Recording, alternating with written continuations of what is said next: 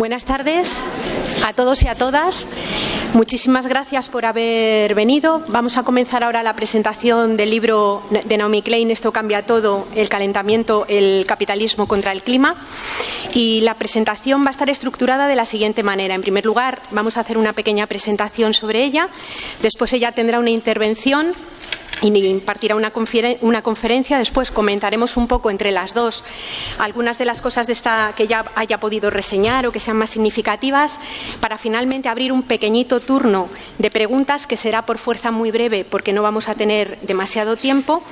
Y finalmente ella estará aquí en el escenario firmando libros para todas aquellas personas pues, que queráis llevaros su firma. En primer lugar, señalar, Naomi Klein es una persona muy conocida, casi no haría falta presentarla, no es periodista, es columnista. Yo creo que son de sobra conocidos algunos de los libros que ha escrito, como pueden ser No Logo, La doctrina del shock y este que ahora se presenta, ¿no? Y de alguna manera yo creo que lo que caracteriza a los libros son los análisis rigurosos, pero sobre todo que transmiten cosas tremendamente complejas con una enorme claridad, ¿no?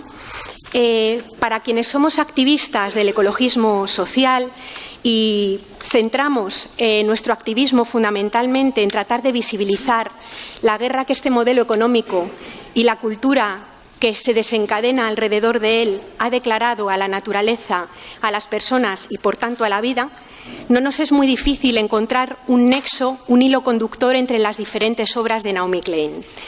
En No Logo nos encontrábamos la denuncia y la constatación del poder de las multinacionales y todo ese dispositivo de conquista del alma que sostiene simbólicamente y materialmente los imaginarios que permiten que exista este modelo económico. La doctrina del shock ponía de manifiesto cuáles son los mecanismos del extractivismo social, podría llamarse así, que pretende sacar cualquier gota de rentabilidad de cualquier proceso comunitario, de cualquier proceso político y que se vivió primero en algunos lugares en los planes de ajuste estructural y que estamos viviendo de una forma tan absolutamente descarnada en la sociedad que tenemos ahora mismo y en concreto en el Estado español. Este último libro, titulado Esto cambia todo, el capitalismo contra el clima, entra de lleno en la parte más material de este extractivismo, de esta lucha contra la vida, ¿no? Y se centra en un fenómeno como es el del cambio climático, avanzando y abordando de una forma, diría yo, muy rigurosa y clarísima lo que es la explicación del cambio climático, cómo ha sido posible construir ese discurso del negacionismo que de alguna manera contravenía todo lo que estaba planteando la ciencia en un modelo que, sin embargo, sacraliza la ciencia. Yo creo que eso queda fantásticamente expresado. Expresa también de una forma clara el conflicto que existe en las luchas y resistencias contra el problema del cambio climático, con la idea clara de que si los mercados no tienen como prioridad la vida de la gente y los políticos dejan de cuidar a las personas, parece que el cambio solamente va a venir de nosotros y nosotras mismas. Y esto lo aborda muy bien al recoger todo este conjunto de luchas contra el extractivismo que llama Bloqueidia, ¿no? Y por último, quería señalar, antes de darle ya paso, que se nota mucho que este libro está escrito por una mujer. No solamente porque recoja una buena parte de las luchas en defensa del territorio protagonizadas por mujeres, sino porque además recoge de una forma clara cómo todos los efectos de este sistema atraviesan los cuerpos de la persona, atraviesan las vidas cotidianas y, en mi opinión, muestra de una forma evidente, incluso proyectándose ella misma con su propia experiencia sobre la maternidad, que en un capítulo precioso que tiene el libro, ¿no? Este viejo principio feminista de que lo personal también es político. Y sin más, pues le cedo la palabra y reitero el agradecimiento por haber podido estar en este espacio.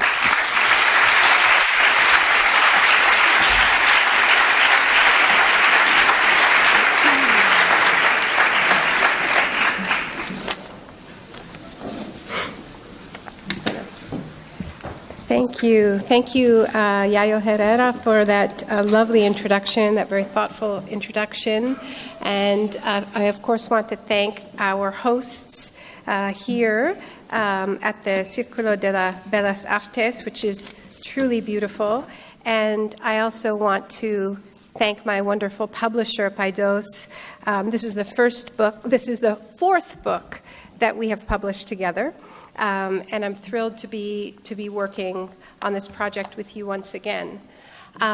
It's been a long time since I've been in Spain. It's actually been 8 years. I was here in 2007 to launch the shock doctrine in Spanish.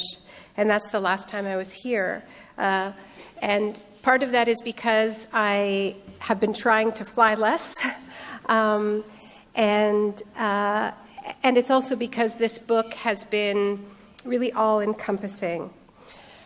I think that a lot of you here are familiar with my last book, with the shock doctrine, and what that book described, which is a very ugly tactic through which our elites have systematically harnessed moments of shock, moments of intense crisis, whether wars, terrorist attacks, economic crises, or increasingly natural disasters linked to climate change, in order to push through extremely unpopular policies, essentially using shock to do an end run around democracy, to say we can't afford democracy anymore because we have an emergency, and we just have to push through all of these policies under cover of crisis. So when the book was finished, I sent the book to Alfonso Cuarón, the wonderful Mexican filmmaker who had recently finished a film called Children of Men. And I asked Alfonso to read the book and send me a quote. And he did something much better than that, which is he made me a short film, a 6-minute film, a trailer for the shock doctrine. And it's a great piece, and we ended on a slogan. This is 2007, remember? And the slogan was, "Information is shock resistance. Arm yourselves." And the idea was that if people really understood this tactic, understood how it has been used so systematically to advance these brutal economic policies from the coup in Chile in 1973 up to September 11th. If we understood this, then we could resist it, we could name it, and we could use it to stay oriented during moments of intense transition and intense transformation. So less than a year after the shock doctrine was published, we unfortunately had a chance to test this theory, to test the theory that information is shock resistance. Because, of course, a few months later, Wall Street collapsed, and we found ourselves in the midst of an intense economic shock. At the time that this happened, at the time that our governments spent trillions of dollars in order to bail out the banks that had caused the crisis, many people described this as the shock doctrine and warned that if this happened, if we responded to the crisis in this way, then it would become a pretext to impose brutal austerity, to privatize, to further privatize the public sphere, and to push all kinds of policies that people would otherwise resist. And indeed, by 2009, there were mass movements across Europe, including in Spain, that were resisting precisely this tactic. And the slogan, which was first heard in Italy but ricocheted around the world, was, "We won't pay for your crisis. We will not pay for your crisis." In other words, we knew it was happening. We knew it was happening while it was happening, and we fought back. I'm sure that every person in this room participated in many demonstrations against precisely this kind of crisis exploitation. I certainly did. In my country, we occupied squares, we occupied Wall Street in North America, inspired in part by the Indignados movement here in Spain. We fought hard, and we fought, I think, with our eyes wide open, but it didn't work. The economic punishment of the many kept coming, while impunity reigned for the architects of the crisis. So in the first year in the midst of the economic crisis, as I toured and spoke to groups of people about the shock doctrine, the question that I started to hear was, how can we develop a strategy to respond to crisis that is a progressive response to crisis? How can we have a kind of people's shock doctrine, a response that doesn't try to overturn democracy but does the opposite, responds to crisis by deepening democracy, responds to crisis not by pushing through policies that increase inequality but does the opposite, responds to crisis by building a more equal world, by advancing policies that tangibly improve people's lives, that shift values in concrete ways. Can we do this? And, when I first launched the book, the first event I had for it was in the city of New Orleans, which was still reeling from the aftermath of Hurricane Katrina. And I received this question from a labor organizer named Saket Soni, and it really stayed in my head. He said, because in the book I use this word disaster capitalism to describe what happens in moments of crisis. He said, okay, Naomi, they have disaster capitalism. We need disaster collectivism. How can we build that? And we know historically that moments of shock, moments of crisis, have been opportunities for progressive movements. That was certainly the case after the market shock of 1929, when the market collapsed. That became a moment when, in North America, Social Security was born, huge public investment happened, all kinds of public funding for the arts, housing. It was a moment of rapid transformation. And in fact, so the society was moving so far to the left that the New Deal was a compromise. It was, in fact, capitalism saving itself from revolutionary change. We also know that after the Second World War, that was a moment when countries like mine in Canada, the UK, won universal health care and other policies that benefited huge numbers of people. So there is historical precedent for shocks, for crises, to be moments when democracies deepen, when progressives can win these big victories. But that didn't happen after the 2008 crisis. And what I've come to understand is that the reason for that is that while we said very strongly what we didn't want, while we had a very loud no, we never had a convincing enough yes. We never had a convincing enough counter-narrative to the narrative of austerity, a story to really rival the narrative of scarcity that came to dominate the globe so powerfully. So even as people rejected the logic of austerity, they didn't have confidence in the alternatives. So this new book, This Changes Everything, is in a way my belated response to these questions that I received after publishing The Shock Doctrine. What could be a progressive response to crisis? Because I think part of a progressive response to crisis is redefining what a crisis is, right?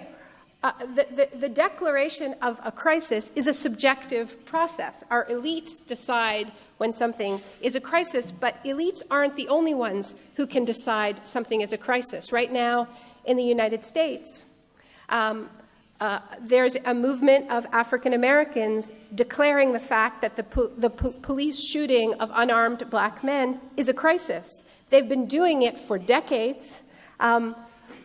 But something changed, something tipped, and a mass movement emerged declaring that Black lives mattered and said, what has become normal is no longer acceptable. And indeed, if we look at the history of social change, it is a history of crises being declared from below, declaring that slavery is a moral crisis, that patriarchy is a moral crisis, and forcing changes upon our elites because of the power of mass movements. The argument I'm making in the book is that climate change can be and indeed must be such a crisis. Our elites do not behave as if it's a crisis, but it is a crisis behind which there is a huge amount of scientific consensus.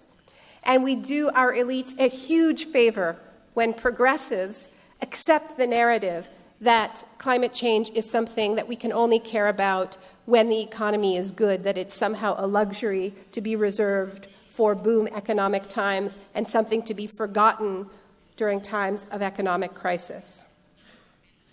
What I want to offer to you tonight is that I believe that climate change is the most powerful counter-narrative we have to the brutal logic of deregulated capitalism. Our economic model is not only waging war on workers, on communities, on public services, and social safety nets, as you well know here in Spain.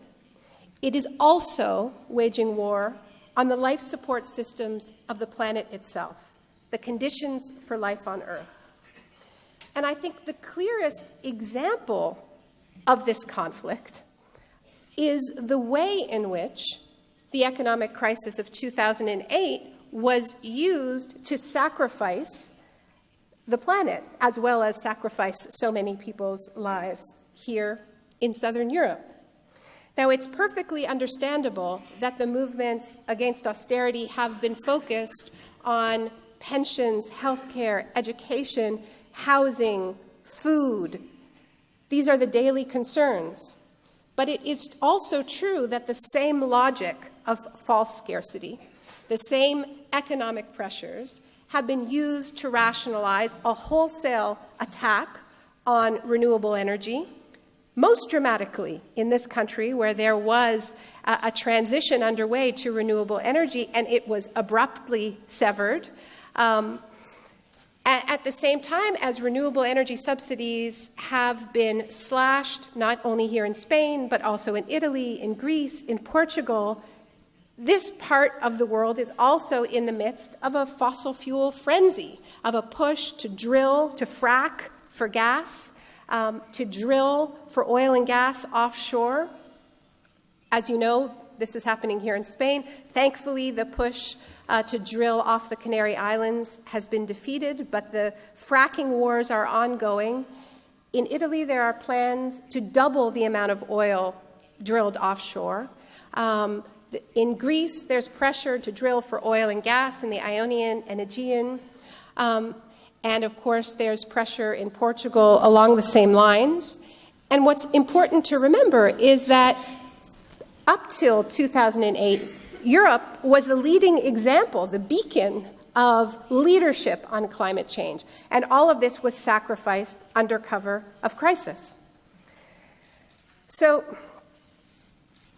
I was in Berlin a couple of days ago, and a journalist there told me that he didn't agree with my book, and he explained that this was because, he said, I'm a moderate. And he said, I don't like radical change. And he also pointed out that radical change has a bad history in Germany. So most Germans feel the same way as him. Now, I told him that I understood. Radical change scares most people. And a lot of the time, it does turn out badly, especially in Germany. But here is the inconvenient truth, or the convenient truth, depending on your perspective, when we're talking about climate change in 2015.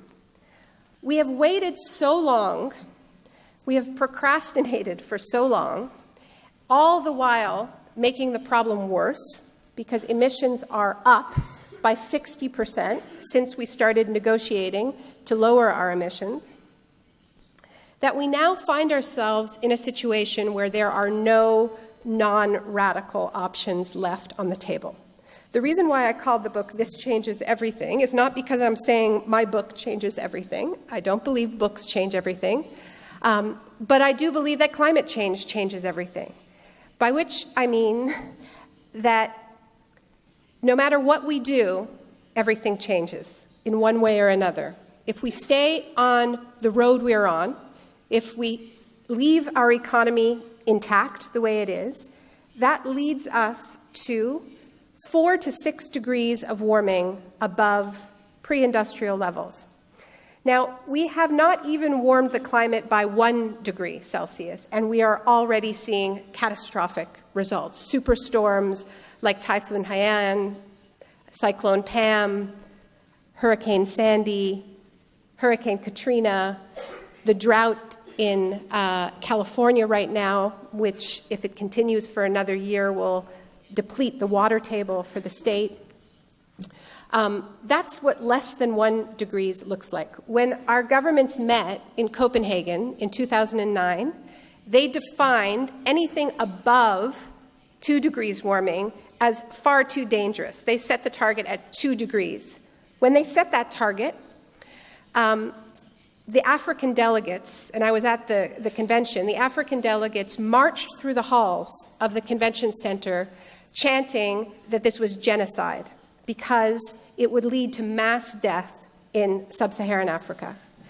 Island nations, low-lying island nations, also rejected the 2-degree temperature target, saying that they needed 1.5 in order to survive. That was the slogan, 1.5 to survive. So now the World Bank, the International Energy Agency, and PricewaterhouseCoopers, okay, so we're not talking about radical leftists here, say we're headed towards 4 to 6 degrees of warming. That changes everything about our physical world. You know, people ask me to describe what does 4 or 6 degrees warming look like, and I can't answer the question because the climate models break down. What the climate scientists tell us is they don't know whether anything over 2 degrees is compatible with what we would describe as civilization, organized society. We're talking about endangering all of our coastal cities. We're talking about massive crop failure. So, you know, my book is not filled with apocalyptic fear-mongering. I think we actually are afraid enough. I think the problem is we don't see a way out.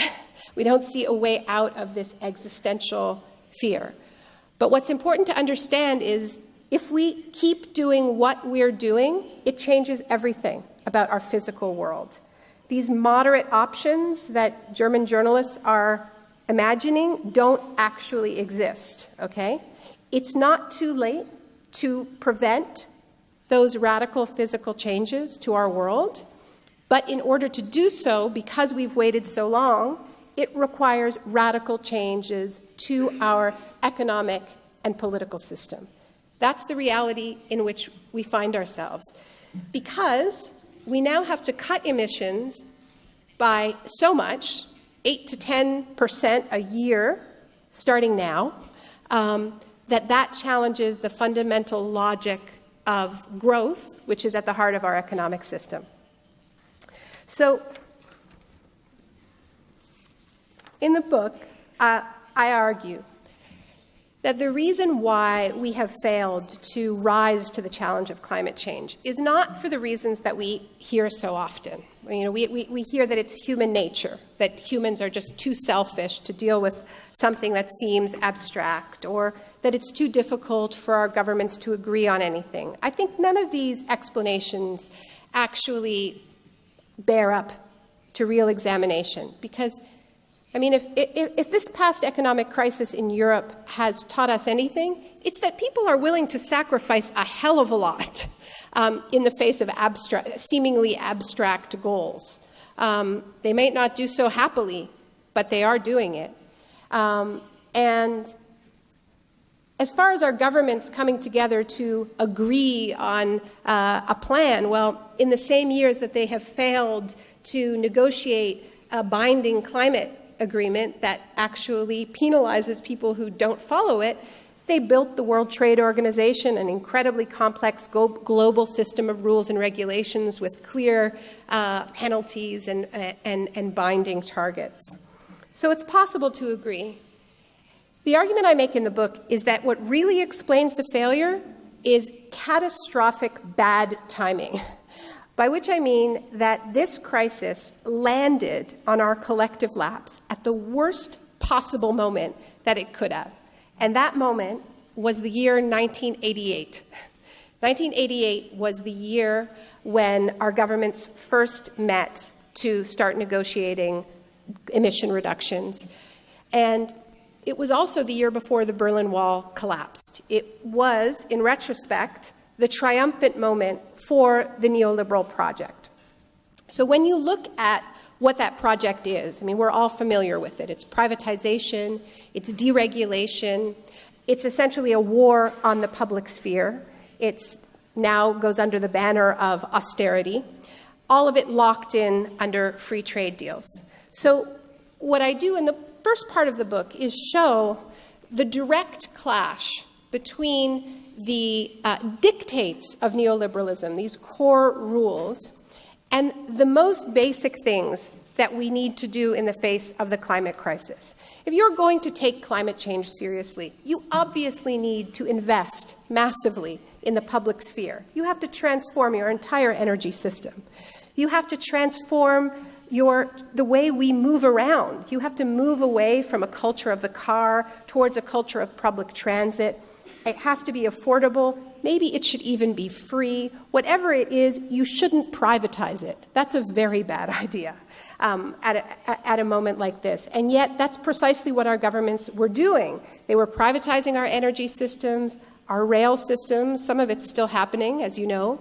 And they were handing out over these core tools, our airlines, another one, these core sectors, fossil fuel-driven sectors of the economy. What you have seen so clearly, I think, in Spain is that when you have a privatized energy system, when you have huge for-profit companies dominating your energy market, they're going to see renewable energy as a threat to their core business model. And that's precisely what's happening now with a tax on homeowners that are putting solar panels on their rooftops because they want to become energy producers. Well, your private energy companies see those people as competitors. And this is not something unique to Spain. We're seeing again and again how that profit motive in the energy sector clashes directly with what we need to do in the face of the climate crisis. We've all heard a lot about Germany's energy transition, which ironically Germany, at the same time as it prescribes austerity on the rest of Europe, is doing something very different at home.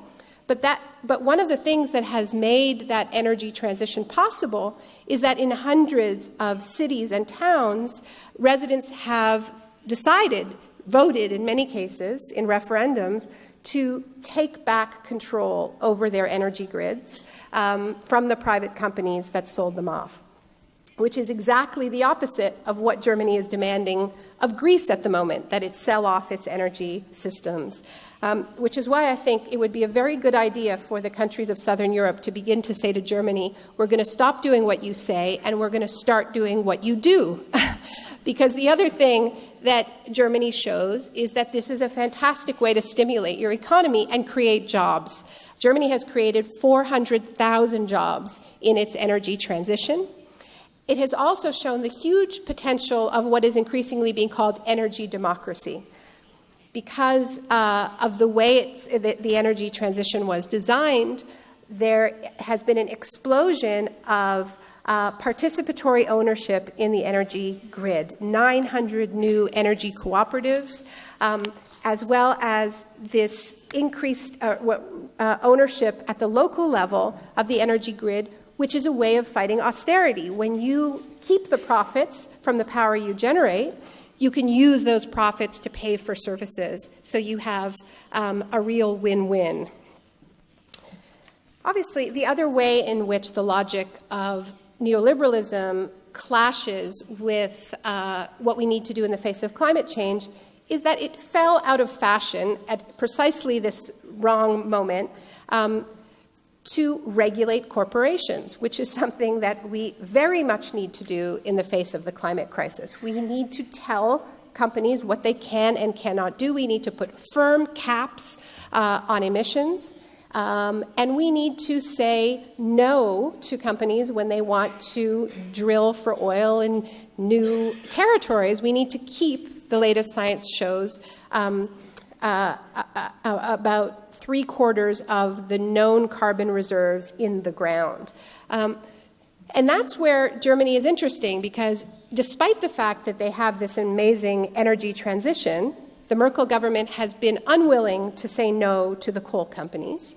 So their emissions are not going down nearly as quickly as they should be. In fact, they went up for a couple of years in a row.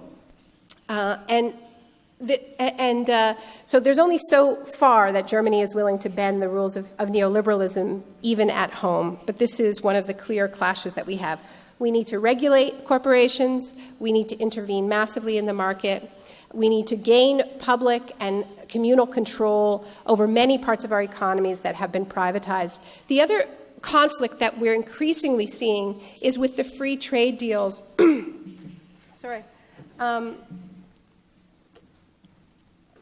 That lock in many of these policies and make it really hard to change direction.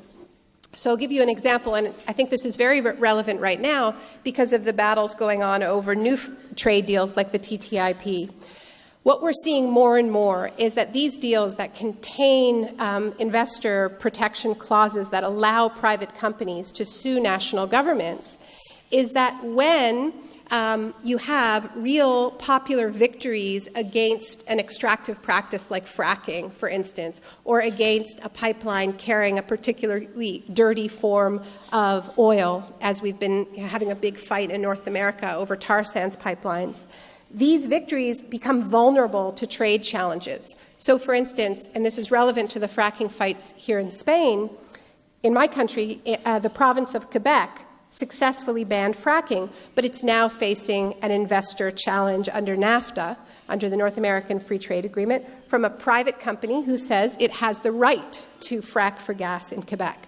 So this is the absolute worst time to be entering into these agreements under which trade literally trumps the planet. It's insane. We can't let it happen. There are many, many examples, but I'm sort of running out of time here. I went to Frankfurt for the Blockupy protests last week.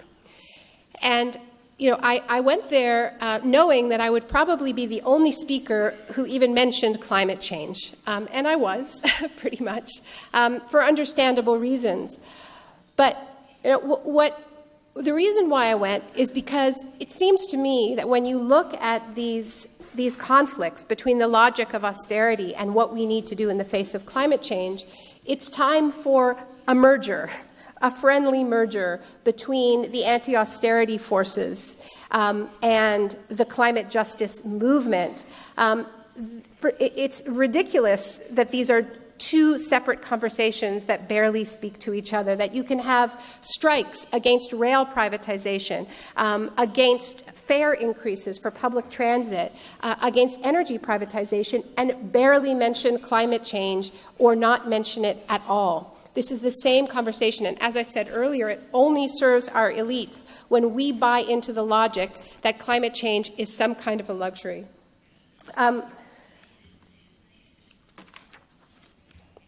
As I said earlier, it's not only a conflict with neoliberalism that we face. Because we've waited so long and we now need to respond so rapidly and cut so deeply, we're now facing a conflict between that core logic of pursuing growth above all else and staying within planetary limits.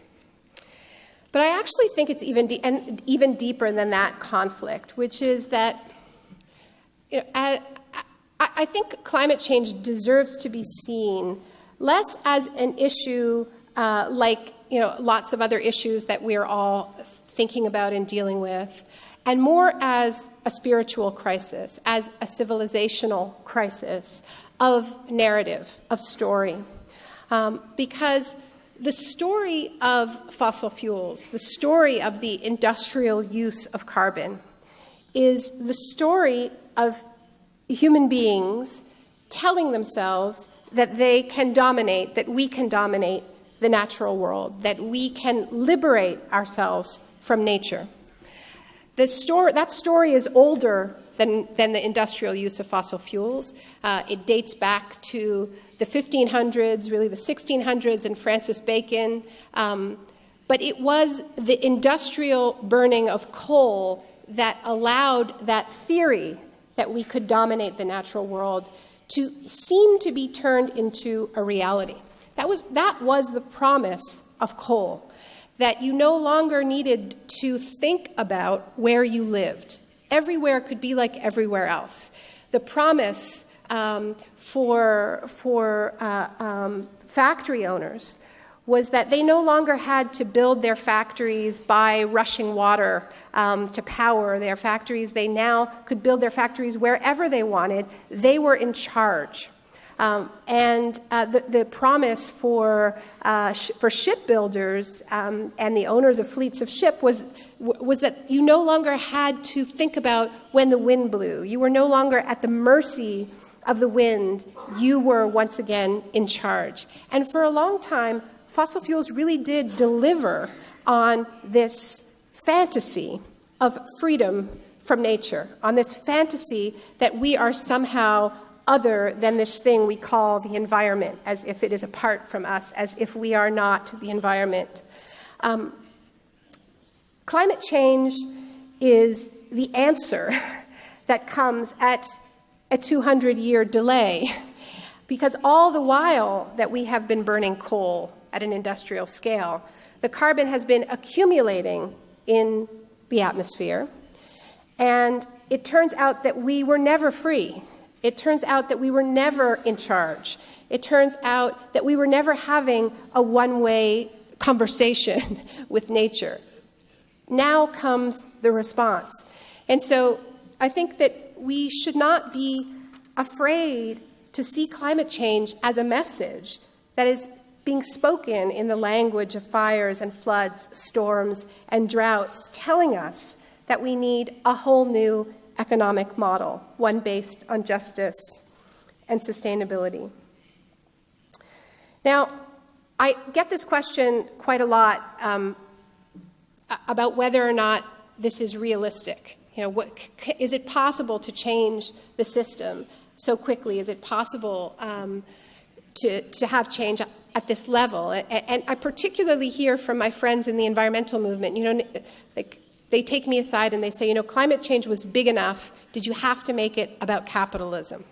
And the truth is that if everything was wonderful with capitalism, I would say they're absolutely right. If the only problem with this economic system is that it was slowly causing sea levels to rise, I would say there's absolutely no hope that we could change it just because of that. It seems too far off and too abstract. But the reality is that we are talking about allowing sea levels to rise and endanger life on Earth in myriad other ways in order to protect an economic system that is failing the vast majority of people on this planet with or without climate change. And it is precisely that deep desire for change that you see expressed so powerfully in this country that is what gives me the most hope. What gives me the most hope is the possibility of a convergence between the forces that are already fighting this economic system and the existential urgency of the climate crisis. It puts us on a firm and unyielding science-based deadline. Now, I'm a writer, and I believe that deadlines can be effective. I mentioned that it took me 5 years to write this book, but I wrote 80% of it in the 6 months before it was due. So I think if we can stop looking away from this crisis, get out of our own climate denial, the possibilities for merging these movements are enormous. Spain is living through a historic period, as you well know. The climate movement is living through a historic period. We are seeing victories we never thought imaginable. On the streets of New York this September, 400,000 people marched demanding action on climate change. That's 4 times bigger than the largest climate march before it. We've seen victories against fracking at the national level, at provincial and state levels. Since my book came out, we've seen fracking banned in New York State. We've seen it banned in Wales. We've seen it banned in Scotland. We've seen the very rapid spread of the fossil fuel divestment movement in hundreds of universities and cities and religious institutions demanding the divestment of holdings, of stocks in fossil fuels, coal, oil, gas, because these are now seen as immoral investments. We're hearing the Pope talk about climate change as a moral crisis for humanity.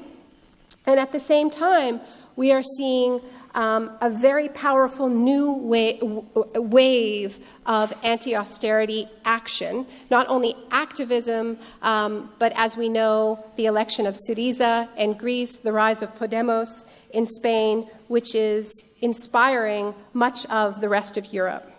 The fact that the next big climate conference is happening in Europe, in Paris, at the end of this year, I think should be seen as an invitation to bring all of these movements together and articulate what a just transition away from fossil fuels looks like. It looks like an economy powered by 100% renewable energy. It looks like energy democracy, power owned by communities with the resources staying in those communities. It looks like good, well-paying jobs in the millions. It also looks like recognizing a climate job as something that isn't just putting up solar panels. It is recognizing the caregiving professions that are already low carbon, teaching, nursing, all kinds of caring professions, the arts, precisely the parts of our economies that we are starving in this moment.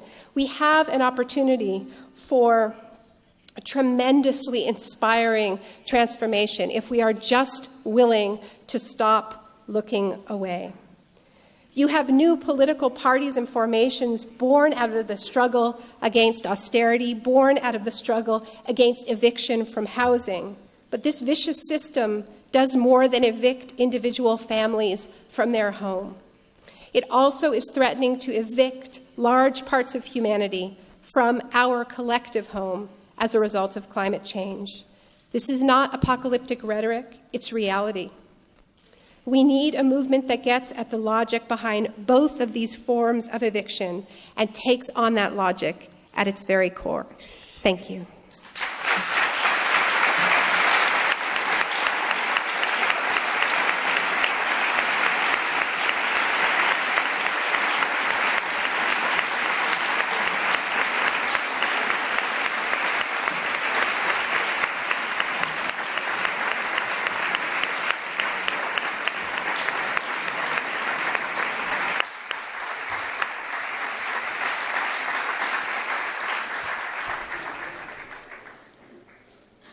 Bueno, muchísimas gracias por la intervención.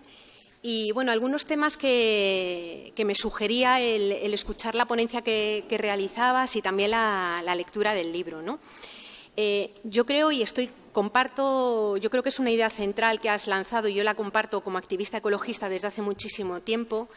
A mí no se me ocurre mejor manera de desmontar la viabilidad física del capitalismo que centrar la mirada en el funcionamiento de la naturaleza. Yo creo que el calentamiento global, pero también incluso los procesos de agotamiento y de escasez de algunos de los recursos naturales, minerales fundamentalmente, que incluso necesitamos para poder hacer la transición a un modelo basado en renovables, nos colocan de lleno ante la imposibilidad o la contradicción esencial que existe en el desarrollo de vidas buenas para la mayor parte de la gente con el funcionamiento de una lógica basada en el lucro y en los negocios, ¿no?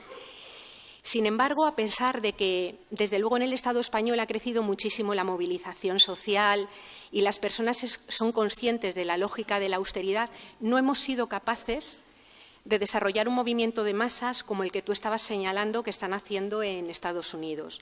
Las últimas movilizaciones contra el cambio climático fueron escasísimas y el nivel del discurso alrededor de estos temas en las plataformas políticas emergentes y en las no emergentes, en las que ya existían, que se sitúan, digamos, en los entornos de emancipación y en muchos movimientos sociales que no son estrictamente ecologistas, es aún muy, muy escasa, ¿no? Yo creo que ahí habrá una parte de responsabilidad de la propia gente que trabajamos en estos movimientos, pero creo también que toda esta idea que tú también señalas en el libro, toda esta hegemonía cultural que se basa en la fe tecnológica, que ha hecho del crecimiento económico una especie de tótem, está cruzando esa manera de entender el mundo y nos está dificultando poder entenderlo, ¿no? Y bueno, pues, ¿cuál es tu opinión un poco, o en los movimientos que has conocido, cómo se ha ido desarrollando esa transformación? Okay. So it's interesting because I think there's a I think I think kind of there's a bit of a grass is always greener phenomenon where certainly from a North American perspective, we look at what's happening in Spain and think, my God, this is incredible. And particularly the ability to go from street opposition into political engagement at all levels of government, it's extraordinary. And so, you know, it's not as if you haven't been busy.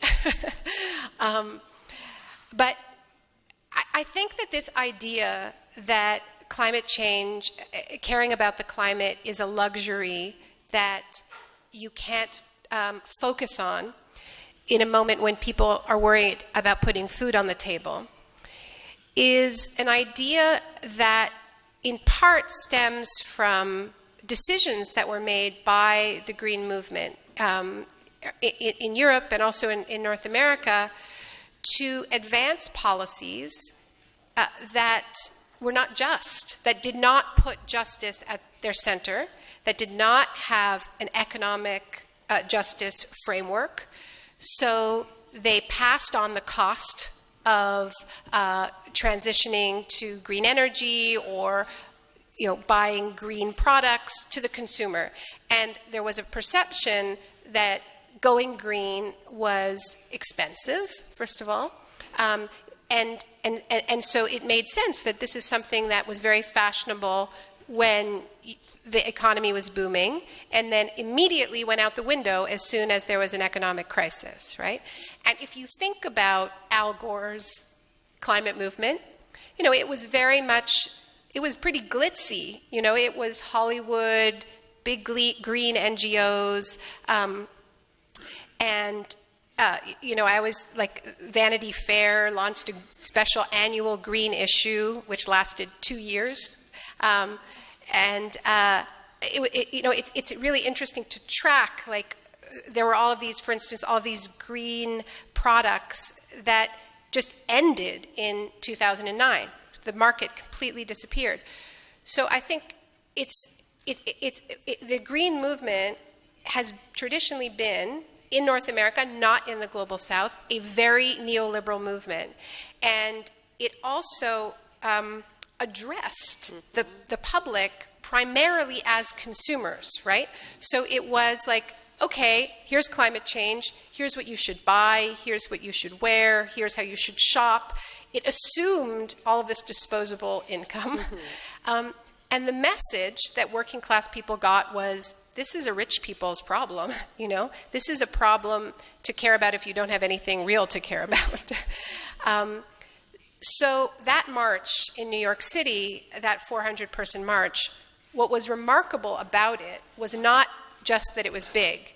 What was remarkable about it was that it looked and felt like New York City, which is a very diverse city, a very immigrant city. It was the only environmental march I've ever been to that was predominantly non-white, working class. And that's because a lot of work has been done in building an actual environmental justice movement that connects what we need to do in the face of the ecological crisis to people's need for jobs, infrastructure, cheap or free transit, and also connects it with pressing issues like asthma, health issues that disproportionately impact poor people, because that's where the dirtiest industries are sited. In the United States, that's very racialized. That's very much broken down along race. But here, it's very much broken down along class. So this is really about building a climate justice movement, not just a climate movement, but a climate justice movement. There's a group in the United States that I love and do a lot of work with called Movement Generation. And their slogan is, transition is inevitable, justice is not. And it's the justice part of it that we need to build together. Sí, en la experiencia nuestra de las personas que estamos aquí articuladas en muchas de las lógicas que han ido saliendo alrededor del 15M, la experiencia es bastante similar, es decir, ha sido posible conectar algunos de los elementos de la lucha. Por ejemplo, es muy significativo que todo lo que ha sido la denuncia con las infraestructuras, o sea, con la construcción de infraestructuras absolutamente irracionales que se han desarrollado en el Estado español y que han servido de base para construir todo el discurso de la corrupción y también tipificar a la casta, que de alguna manera estaba sometiendo a la población a todo este proceso de sometimiento y de precarización. Yo creo que ha utilizado mucho de ese trabajo, ¿no? Pero, sin embargo, y yo creo que hay también el papel que aquí, al menos en el Estado español, juegan los sindicatos es importante. Sin embargo, la idea de que vale hacer crecer la economía o vale resolver las necesidades de la gente a costa de cualquier tipo de empleo, yo creo que sigue estando muy instalada, ¿no?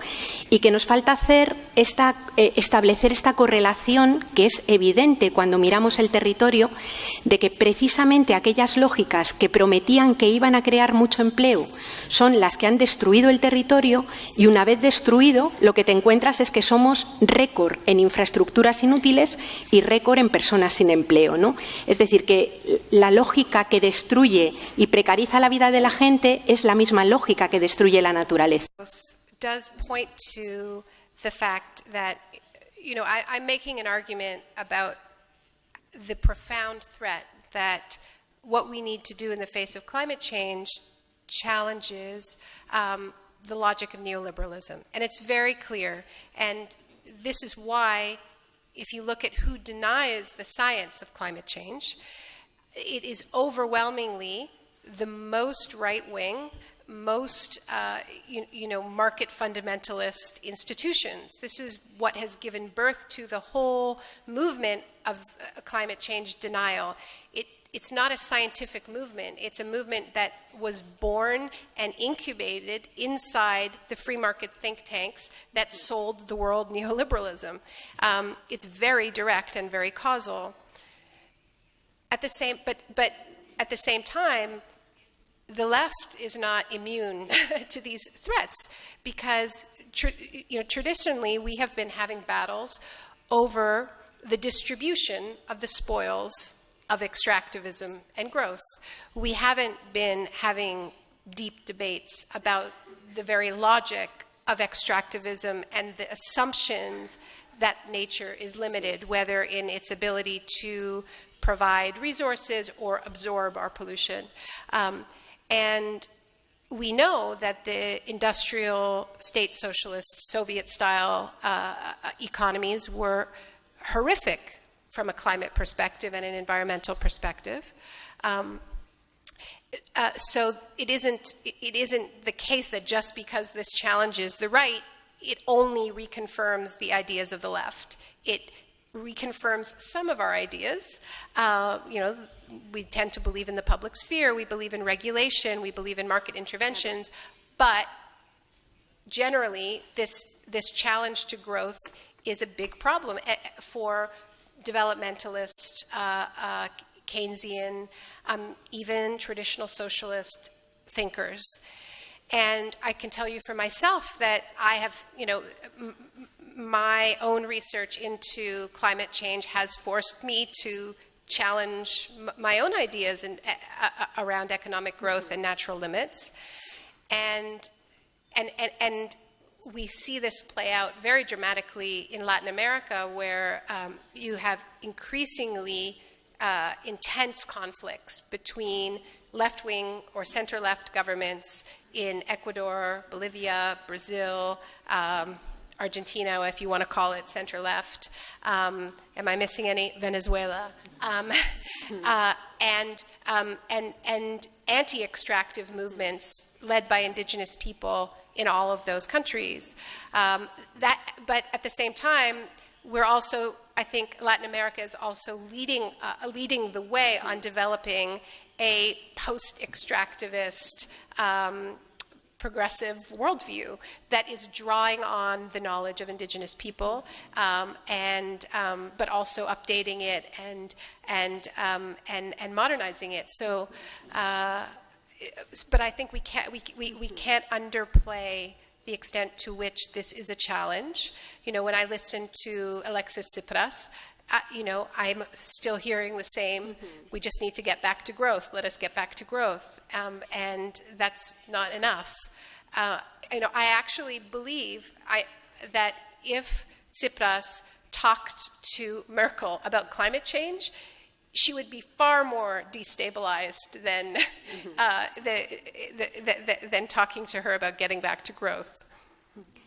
Sí.